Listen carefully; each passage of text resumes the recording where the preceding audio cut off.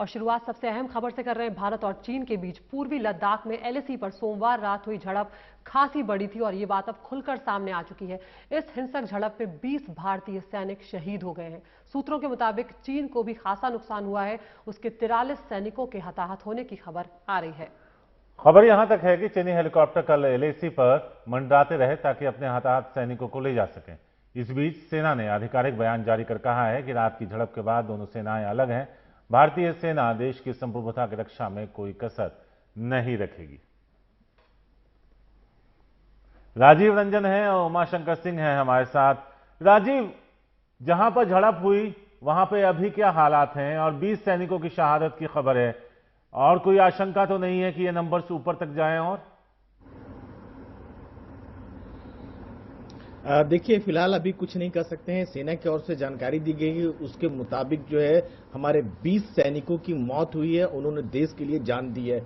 अभी वहां हालात की बात करें तो स्थिति तनावपूर्ण, बेहद गंभीर है। पिछले 1.5 महीने से चीन और भारत के सैनिक बिल्कुल आमने सामने हैं। जब चीन ने एतराज जताया था कि भारत अपने इलाके में, खासतौर से गलवान घाटी के निजी इलाके में स्थानीय लोगों की मदद के लिए जो सड़क बना रहा था, उस दौरान चीन ने एतराज जताया था और उसके बाद तनातनी लगातार बढ़ गया है। भारत जो है फिंगर 4 यानी पेंगोंग त्सो का जो फिंगर 4 का इलाका है, वहां से अब आगे पेट्रोलिंग करने के लिए नहीं जा पा रहा है। पहले भारतीय सैनिक फिंगर 8 तक जाते थे। उसके बाद 6 जून को जो है कोर कमांडर लेवल पर बातचीत होती है। कोर कमांडर मतलब उस इलाके का जो सबसे टॉप जनरल होता है, लेफ्टिनेंट जनरल लेवल पर बातचीत होती है चीन के साथ और उसके बाद सहमति बनती है कि आपसी बातचीत से सीमा विवाद को सुलझाएंगे। और उसी बातचीत को सुलझाने के लिए हमारे सैनिक गलवान घाटी में जाते हैं और वहां एक हिंसक झड़प होती है जिसमें हमारे 20 सैनिकों की जान चली जाती है। तो आप अंदाजा लगा सकते हैं कि हालत कितनी गंभीर है। और सबसे बड़ी बात है कि ये जान गोली चलने से नहीं जाती है, बल्कि हाथापाई से जाती है। पत्थर चढ़ाए जाते हैं, जो है लाठी डंडे चलाए जाते हैं चीनी सैनिकों की ओर से। हालांकि चीनी सैनिक भी बड़ी तादाद में हताहत हुए। जो सूत्र बता रहे हैं तकरीबन जो है 40 से अधिक जो है चीनी सैनिक भी मारे गए। लेकिन आप हालत कितना गंभीर है इस बात का अंदाजा लगा लीजिए। इस बात का भी अंदाजा लगाइए कि चीन का जो दावा किया जा रहा था कि सब कुछ ठीक है, सीमा पर कम से कम सब कुछ ठीक नहीं है, हालत बहुत खराब है। जी बिल्कुल राजीव, आप बने रहिए। उमाशंकर सिंह भी हमारे साथ जुड़े हुए हैं।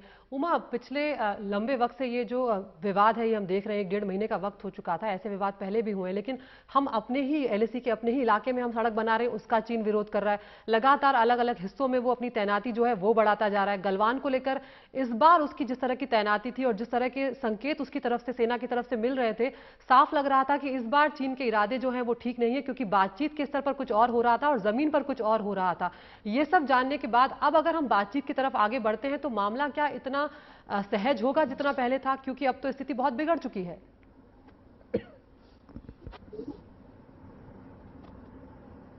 जी बिल्कुल अदिति, आपने सही कहा कि बहुत ही अप्रत्याशित माहौल और अभी जो स्थिति है वो बन गई है। और ऐसे में एक बहुत ही ज्यादा जरूरत की और विल पावर की जरूरत होगी दोनों ही देशों की तरफ से इस बात को शांतिपूर्ण तरीके से अब से आगे शांतिपूर्ण तरीके से सुलझाने की। जहां तक बात सड़क बनाने की है भारत की, तो भारत बिल्कुल अपने इलाके में सड़क बना रहा है। वो तो उस इलाके को भी नहीं टच कर रहा है जो कि जिस एलएसी को लेकर एक विवाद है।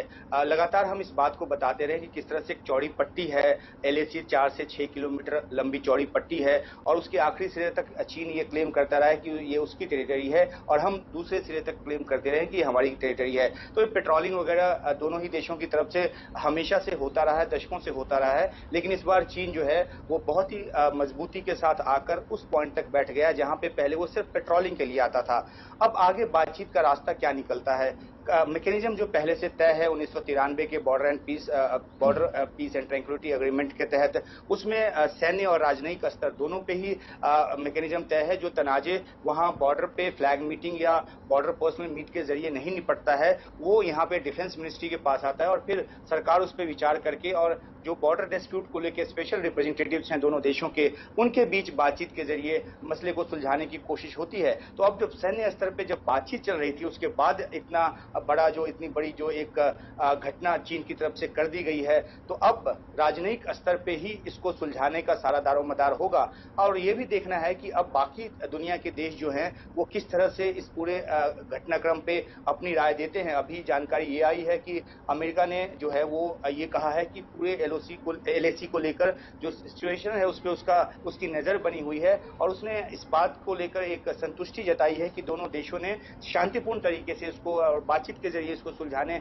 का जो अपनी जो मंशा है वो जताई है। लेकिन ये मंशा लगातार जताई जाती रही है। कल भी विदेश मंत्रालय का जो बयान आया उसमें भी ये कहा गया कि हम शांतिपूर्ण तरीके से हल चाहते हैं, लेकिन साथ में ये फर्मनेस भी दिखाई गई कि अगर हमारे क्षेत्र को, हमारी संप्रभुता को, हमारी अखंडता को चुनौती दी जाती है तो हम उसको बर्दाश्त नहीं करेंगे।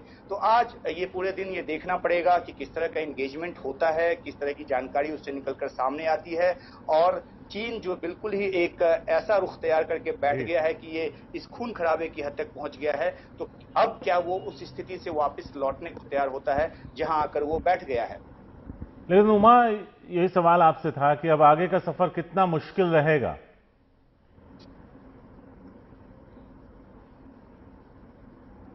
जी देखिए, काफी मुश्किल है शारिक, क्योंकि ये जो अब तक के तय मैकेनिज्म थे उसके जरिए जो स्टैंड ऑफ था वो सुलझाया नहीं जा सका, और उसके बाद इतनी बड़ी घटना वहां पे कर दी गई है जिसमें हमारे 20 जवान जो हैं और अफसर जो हैं वो शहीद हुए हैं। तो ऐसे में अब बिल्कुल ही एक नए तरीके के अप्रोच की जरूरत पड़ेगी। लगातार ये बात होती रही है और हम करते रहे हैं कि हमारी जो एंगेजमेंट का लेवल ये है, बीजिंग में हमारे जो राजदूत हैं वो अपने स्तर पे वहां पे कोशिश कर रहे होंगे, लेकिन मुझे लगता है कि इन सब बातों से बात आगे बढ़ गई है। दोनों ही देशों के शीर्ष नेतृत्व को जिनके की बीच की पर्सनल केमिस्ट्री बहुत ही उम्दा बताई जाती रही है। आपने देखा कि 2014 में जब मोदी प्रधानमंत्री बने उसके बाद राष्ट्रपति शी यहाँ पे आए थे तो किस तरह का एक माहौल था।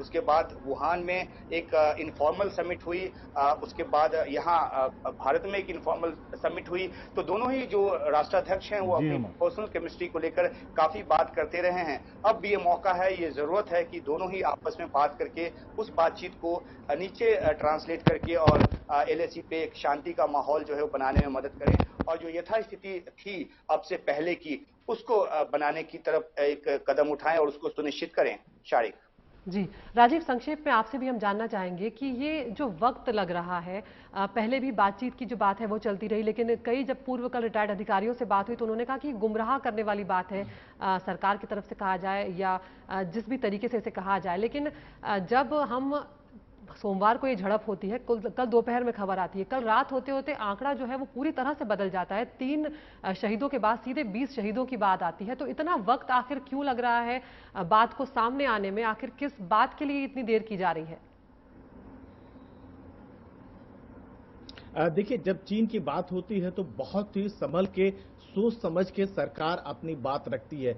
सेना अपनी बात तभी बताती है जब सरकार की ओर से इशारा होता है। चीन को लेकर हमेशा इस तरह की बात रही है। जब पाकिस्तान की बात होती है तब हम बहुत खुल के बोलते हैं, चीन को लेकर ऐसी बात नहीं है। उमा जिस बात का जिक्र कर रहे थे, पर्सनल केमिस्ट्री की बात कर रहे थे, लेकिन वो जमीन पर नहीं उतरता है। कम से कम चीन के साथ अगर बात होती है, आपको डोकलाम याद होगा 2017 में जो 73 दिन स्टैंड ऑफ चला था दोनों देशों के बीच में। और ये बात भारत का बार बार ये कहना होता है, खासतौर से सेना का ये कहना होता है कि चीन जो है बातचीत तो करता है कि हम सीमा विवाद जो है बातचीत से सुलझाएंगे, लेकिन जमीनी स्तर पर नहीं नजर आता है। 6 जून को कोर कमांडर लेवल पर बातचीत होती है, लेकिन जो उसके जो सरकारी मुखपत्र है ग्लोबल टाइम्स में एक वीडियो दिखाया जाता है, उसमें यह दिखाने की कोशिश होती है कि चीनी सैनिक जब भी चाहे, जहां चाहे वो मूवमेंट कर सकती है, वहां पहुंच सकती है। आप यहां पर बातचीत कर रहे हैं, और जो हमारे जो सीमा है, जो उत्तराखंड की बात करें, हिमाचल की बात करें, सिक्किम, अरुणाचल जो है अपनी सैनिकों की तादाद बढ़ाते हैं। सैनिकों की तादाद ही नहीं बढ़ाते बल्कि भारी हथियार तैनात करते हैं,